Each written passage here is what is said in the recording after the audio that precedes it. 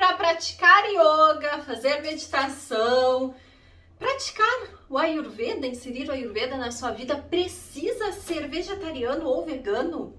Então, na nossa resenha de hoje, eu e Siddhartha Cat, Siddhartha, meu filho primogênito, nós vamos falar sobre o livro Vegan Yoga do Oberon, em que ele vai falar um pouquinho mais sobre esse tema, veganismo, vegetarianismo, à luz então de textos clássicos do yoga. Então vem comigo para essa resenha de hoje.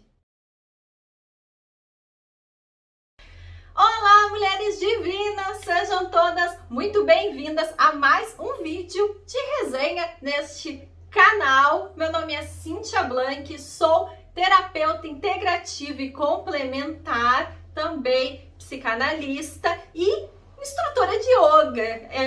O curso de yoga foi um dos meus primeiros cursos aí nas áreas holísticas, em que eu fiz há vários anos. Tenho formação em vários estilos de yoga, comecei com Hatha, Vinyasa, yoga, depois fiz yoga para gestantes, depois instrutora de meditação também fui por alguns anos, enfim. E atualmente não estou mais dando aula de yoga, não estou mais com grupos de meditação, mas é claro que é uma prática que a gente leva, né, para a vida. E esse livro do Vegan Yoga, contar um pouquinho como que ele apareceu, né, na minha vida.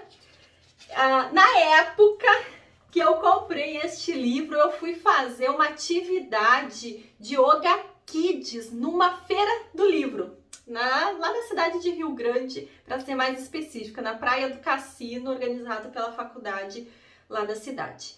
E eu fui então fazer uma atividade de Yoga Kids, estava lá toda vestida, estilizada, meio indiana, meio contadora de histórias, enfim. Fiz essa atividade na Feira do Livro, depois fui dar uma olhadinha ali nas bancas, né? E acabei encontrando esse livro muito por acaso e adquiri ele. Então eu não sabia nada do autor, nunca nem sabia que existia assim essa discussão, enfim, naquele momento, mas achei bem legal porque eu já era vegetariana há muitos anos e, enfim, ministrava aula de yoga, no caso também para crianças, tá? Então, passando para vocês as informações certinhas, né, do livro, Vegan Yoga, o Ashtanga Yoga de Patanjali, sob a perspectiva vegana, do autor Oberon. Esse livro ele é da editora Alfabeto e essa edição que eu tenho é do ano de 2015. Só que o que acontece? Eu particularmente não achei no site da editora Alfabeto, não aparece mais ali. Pesquisei, não apareceu, mas se você procurar na internet é bem fácil de encontrar à venda. Por enquanto não, na vez pelo menos que eu procurei no site da editora não tinha, tá? Ele tem 228 páginas, inclusive, né, mostrando assim as páginas para vocês, não sei se vocês vão conseguir ver, é com papel reciclado, então vê que tá tudo conectado, né, tudo alinhadinho, né. Eu vou dizer assim para vocês que ele tá com uma mancha mesmo, ele tá com uma mancha porque isso aqui eu lia ele no ônibus, numa época em que eu fazia massagens numa cidade vizinha que eu trabalhava, então eu pegava o ônibus e ia lendo ele. Um dia aconteceu um acidente com o óleo que eu trabalhava usando a massagem, foi um horror aquele dia. E das tristezas foi o que pegou do livro, né? Então, enfim, né? Mas aqui está ele comigo, né? E esse livro eu gostei muito, muito, muito. Inclusive, vou dizer assim, né? Quem tem aí coração fraco e amor muito grande pelos livros, né, vai ficar ofendido, mas eu uso os livros ali, ó, para estudar, para tirar citação. Então, esse é um dos livros, assim, ó, super assinalados, porque ele é um livro, assim, com frases, trechos incríveis, tá? Quais são os temas, então, deste livro do Vegan Yoga? Yoga é o tema principal do livro. Inclusive, já vou colocar aqui como como um ponto positivo muito forte desse livro, tá? Como eu disse, eu fiz formação em vários estilos de yoga e vou dizer que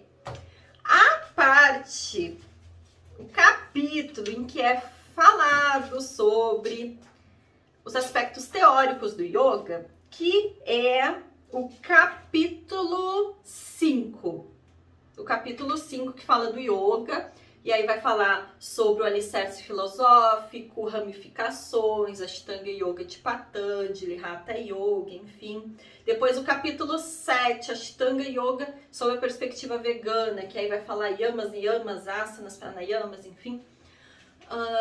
Esses capítulos que falam sobre os aspectos teóricos, depois até essa linha mais prática do yoga, é muito bom, é muito profundo, muito bem escrito, vou dizer assim, ó, muito melhor do que os estudos que eu fiz em algumas formações minhas do yoga. Não foi tão aprofundado, não foi tão bem explicado quanto nesses capítulos aqui desse livro. Então, assim, ó, ainda que, já vou até colocar esse parênteses, né? Ainda que você não tenha a intenção de fazer esse aprofundamento nessa visão vegana com o yoga, se você adquirir esse livro só pelo capítulo falando dos aspectos do yoga, falando ali do Ashtanga Yoga de Patanjali, fazendo ali umas discussões também com o veganismo, enfim,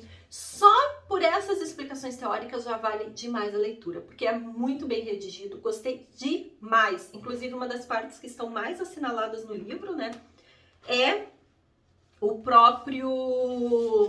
a parte que fala dos aspectos teóricos mesmo do yoga, né, porque é o tipo assim, ó, já assinalei, porque na hora que eu quiser voltar a consultar, vai ser nesse livro aqui que eu vou dar uma revisada. Amei demais essa parte. Então, yoga, muito bem aprofundado, muito bem escrito, essa parte que fala do yoga. Falar também do veganismo, sim, então tem um capítulo que fala especificamente do veganismo, é o capítulo 2, fala especificamente do veganismo.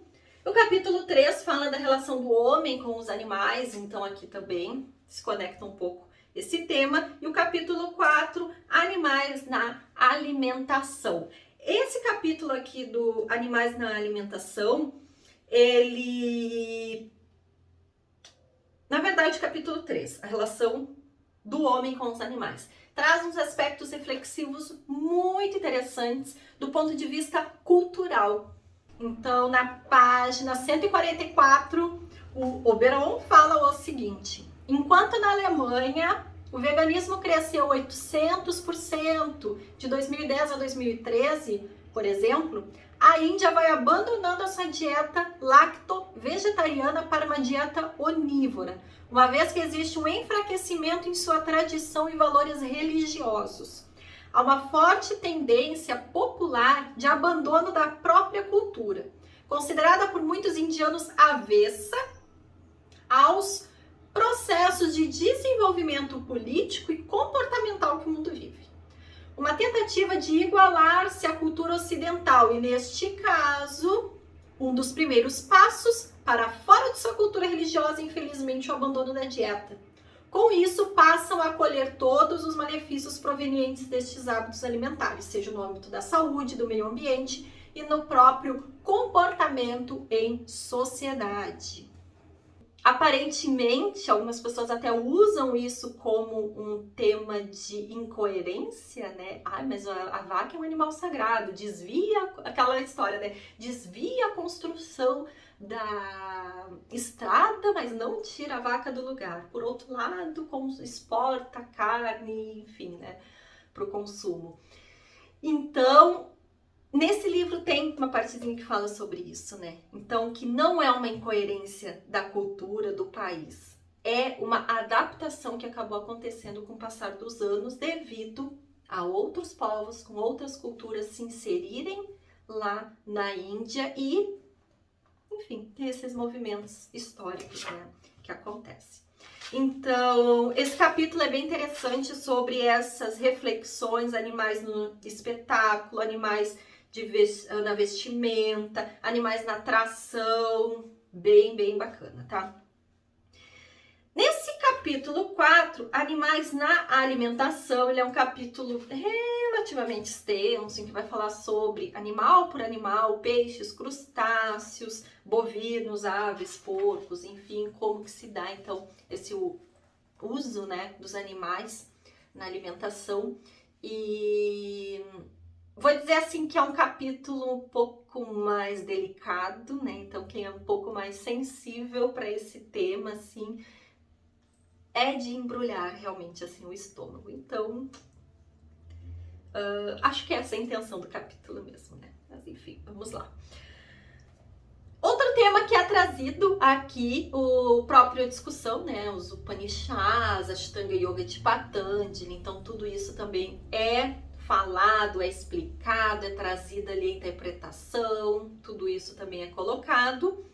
E também perpassa um pouquinho sobre o Ayurveda. Então, lá no final até se fala, né, um Ayurvegan, sobre alimentação consciente. Então, esse tema assim da alimentação, essa base filosófica dos Upanishads, tem também essa conexão com o Ayurveda. Então, perpassa. A Ayurveda acaba sendo ali um pano de fundo também em algumas discussões, mas não é tema central do livro, tá bom?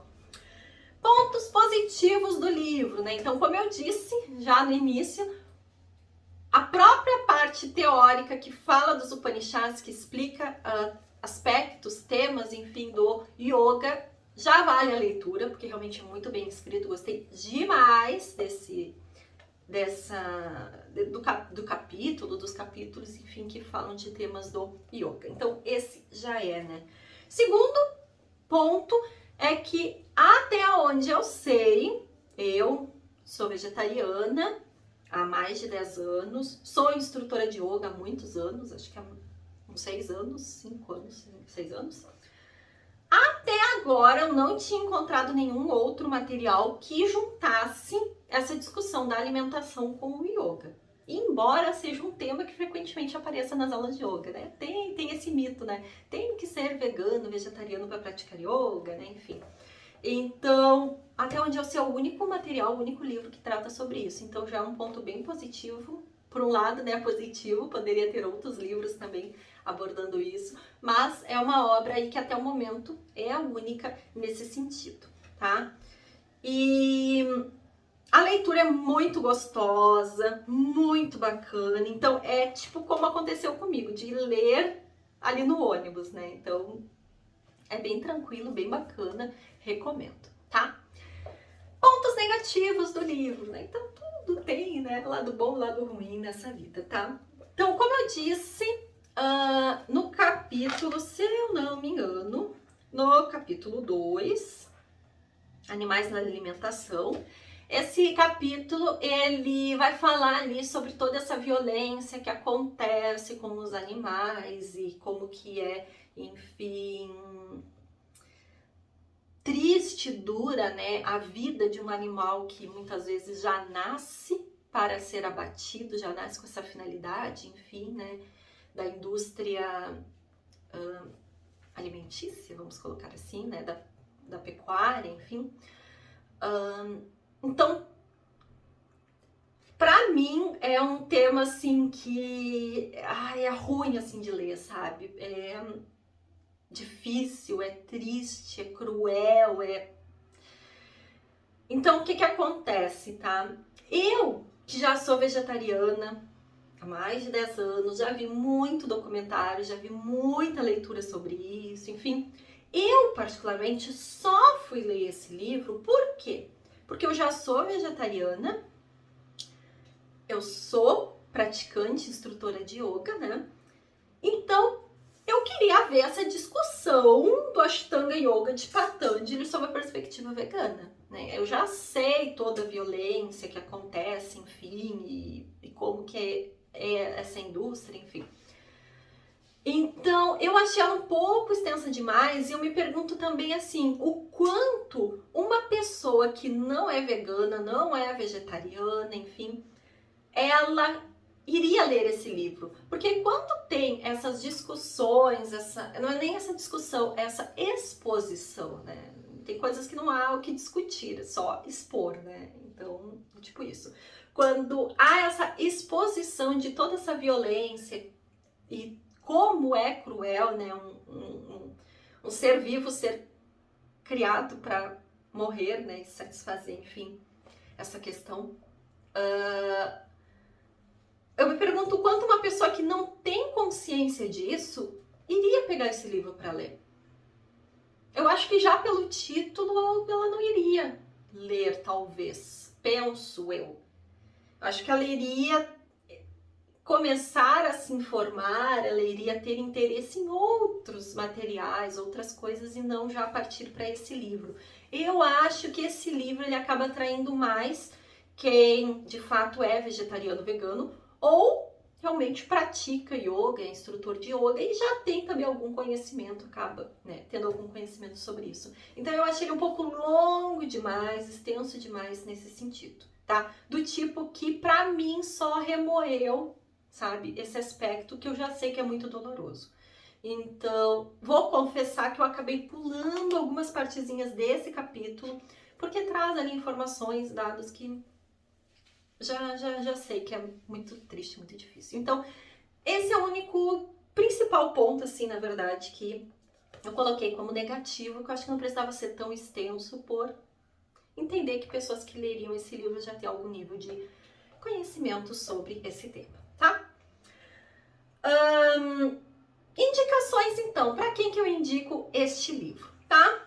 Praticantes de yoga, estudantes do yoga, estudantes do Ayurveda, praticantes, quem utiliza o Ayurveda no seu dia a dia, e o próprio, né, quem é vegano, quem é vegano, quem é vegetariano, também queira ver como é essa visão aí à luz de textos antigos, clássicos, como é o caso do Ashtanga Yoga de Patanjali, tá? Mas agora vem a pergunta então, né? A resposta, na verdade, da pergunta, né? O que o Ashtanga Yoga de Patanjali fala sobre o veganismo? Tem então que ser vegano, tem que ser vegetariano para praticar yoga, né? E o livro, ele não é taxativo, então eu não entendi o Oberon, acho que é assim que fala o nome dele, não entendi ele sendo taxativo, do tipo, expôs ali nas suas 200 e tantas páginas todas as discussões e aí conclui com, então o certo é isso, o certo é isso. Ele não coloca, não é taxativo, mas o que ele traz ao longo do livro é que, considerando o que é o veganismo, considerando a forma como os animais são tratados na nossa sociedade, e aí ele não está falando só no caso da alimentação, mas também do uso dos animais em tração, em espetáculos, próprio até a forma como muitas pessoas tratam os animais de estimação, né? Então ele traz essa discussão do que é o veganismo, o que é o vegetarianismo, como os animais são tratados na nossa sociedade e os textos clássicos, então, do Ashtanga Yoga de Patanjali. Ele faz essa discussão desses temas e traz, então, uma síntese. O que esses temas têm ou não têm em comum? E o que ele traz, trazendo aqui um spoiler resumidamente, né? Ele diz que, sim, tem muitos aspectos que se combinam desses temas, né? Então, que veganismo tem muito a ver com o Ashtanga Yoga de Patanjali. Vou ler assim algumas frases aqui das considerações finais que estão na página 219. Então, eu peguei assim algumas frases que eu tinha destacado, elas fazem parte de parágrafos, tá? Mas eu não vou ler o parágrafo inteiro para não ficar muito longo o vídeo, tá? Mas alguns pontos que eu acho bacana dessas considerações finais que o Oberon traz, tá? Então, aqui, por exemplo, no final da página, O cuidado com o que comemos é só o começo, não um fim. Que façamos bem a nossa parte, informando, sendo aquilo que queremos dizer, não agredindo ou discriminando aqueles que não perceberam ainda. A tolerância é um grande instrumento de lapidação do ego. Quanto mais paz construímos ao nosso redor, melhor será para o todo. A alimentação livre de violência não nos coloca acima de ninguém.